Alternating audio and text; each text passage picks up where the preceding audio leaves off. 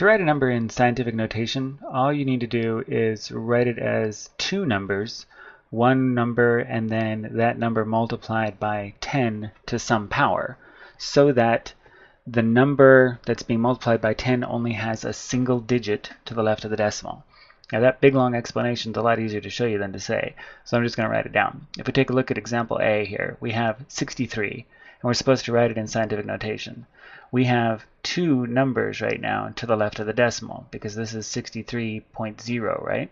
So if we have two numbers to the left of the decimal, we're going to have to move the decimal point over one spot to get it so that there's only one number to the left of the decimal. So that means we would write this as 6.3 if we were writing with one number to the left of the decimal. And then we multiply that by 10 to the power of the number of decimal places we moved. We moved it one number to the left, so we're going to multiply it times 10 to the power of 1. For our next example, we have to move the decimal over 1, 2, 3 places, so we're going to write it as 9.654 and multiply that by 10 to the power of 3, because we moved it 1, 2, 3 places. The next one, decimal goes over 1, 2, 3, 4, 5, 6, 7, 8 places, so this becomes 6.5397 times 10 to the 8th. Now the next one, we have a little tiny number. Instead of a huge number, we have a little bitty number. Now for the huge numbers, when we rewrote them in scientific notation, we were writing them as a single digit number, 6, and had to multiply by something huge so that it would be equal to what it started out as.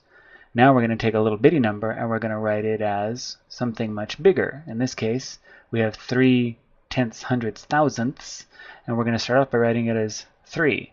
Well, to make 3 the same thing as 3/1000ths, we're going to have to multiply it by 10 to the power of -3, which is 1/1000th.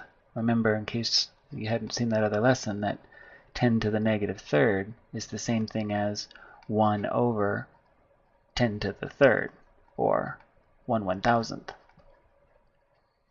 So 3 times 1/1000th would be 3/1000ths.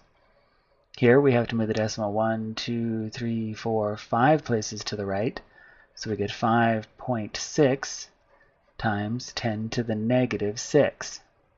Here, final example, 1, 2, 3, 4, 5. So we have 5.007 times 10 to the -5th. So if you have to move the decimal to make the number bigger, like we did here, if we have the new number is a smaller number than we started with, so we moved the decimal and made the number smaller than it was, then we're going to multiply by a positive power. If we move the decimal and make a new number that's much bigger than it started out as, we need to multiply it by a negative power so that it is equal to what it started as. If you move the decimal to the right, that's a negative power. If you move it to the left, that's a positive power. I'm almost out of time here, but I wanted to do at least one example where there was some actual multiplication involved. So I'm going to do BA.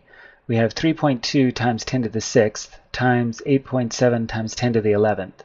All you need to do to solve these is multiply your single digit numbers, 3.2 times 8.6, and then multiply your numbers with powers, 10 to the 6th times 10 to the 11th. So if we multiply these two first, we get 3.2 times 8.7, which is 27.84. And then we have 10 to the 6th times 10 to the 11th.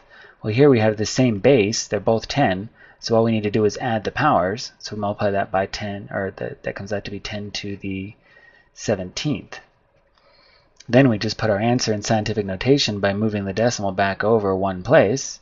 So we'd have 2.784 times 10, and now we took a number that was 27, wrote it as 2, so it's going to have to be multiplied by something bigger than it was, so our 10 to the 17th becomes 10 to the 18th.